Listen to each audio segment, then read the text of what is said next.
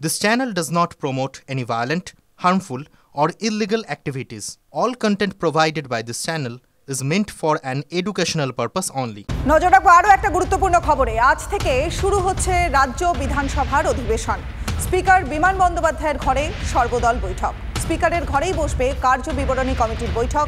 উপনির্বাচনে জয়ী 4 বিধায়কের শপথ নিয়েও আলোচনা। বেলগাছিয়ায় পাইকপাড়ায় প্রমোটারি নিয়ে বিবাদ ঘিরে কাঠগড়ায় তৃণমূল নেতা।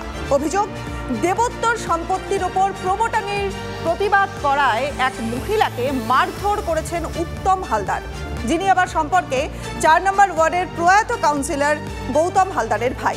চিতপুর থানায় মহিলার অভিযোগের ভিত্তিতে উত্তমের বিরুদ্ধে এফআইআরও দায়ের হয়েছে। উনি একদমই নির্দোষ নন। উনি পাড়ার সমস্ত লোককে চমকিয়ে রাখেন, নিজের প্রভাব বিস্তার করে রাখেন এবং উনি এটা বহুবার করেছেন।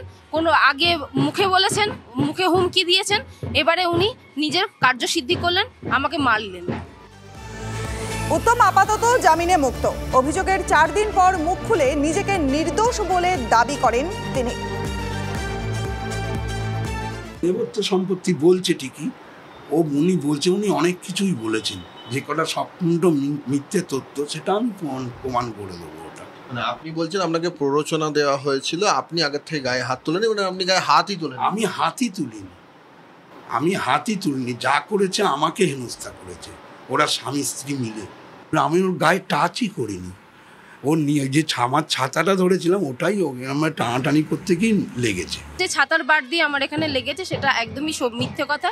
উনি আমাকে মেরেছেন এবং প্রথমে মেরেছেন আমি বাঁচার জন্য ওনার কলার ধরেছিলাম এবং উনি আমাকে বাজেভাবে মারছিলেন, যার কারণের জন্য আমি বাঁচার জন্য যতটুকুনি হাত পা ছুঁড়েছি তাতেও আমার হাত নখ লেগে ওনার গলায় কেটে গেছে। ও হচ্ছে বিজেপি দলের একটা সেলে আছে, যুক্ত আছে। তা আমাকে দীর্ঘদিন ধরে আমাকে উত্তপ্ত করতো যে বিজেপি এলে দেখে নেবো তোমাকে। এসব বাজে কথা, এসব নিজে বাঁচার জন্য, নিজের পিঠ বাঁচানোর জন্য, নিজে যে প্রভাবশালী, নিজের রাজনৈতিক পিঠ বাঁচাবার জন্য, নিজের রাজনৈতিক পজিশন বজায় রাখার জন্য এইসব তকমাগুলো লাগাচ্ছে। রবিবারই 21-এর মঞ্চ থেকে তৃণমূল সুপ্রিমো মমতা বন্দ্যোপাধ্যায় দলের কর্মী সমর্থকদের বার্তা দিয়েছেন যে মহিলাদের সম্মান জানাতে হবে, কোনো অন্যায় করা চলবে না। কিন্তু এরপরও নিজের অবস্থানে অনড় উত্তম। উল্টে প্রতিবাদী মহিলার বিরুদ্ধে এফআইআর দায়ের করেছেন অভিযুক্ত তৃণমূল নেতা।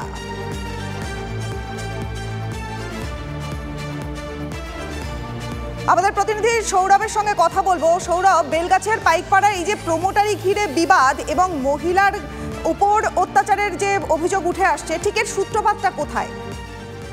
রনিবা, তুমি জানো যে গত বুধবার এই ঘটনাটি প্রকাশ্যে এসেছিল। 12ই জুলাইয়ের একটি ঘটনা। পাইকপাড়ায় সেখানকার 4 নম্বর ওয়ার্ডে একটি দেবোত্তর সম্পত্তির উপরে প্রমোটারি নিয়ে একটা বিবাদ এবং সেই বিবাদকে কেন্দ্র করে বিষয়টি হাতাহাতি পর্যন্ত গড়ায়।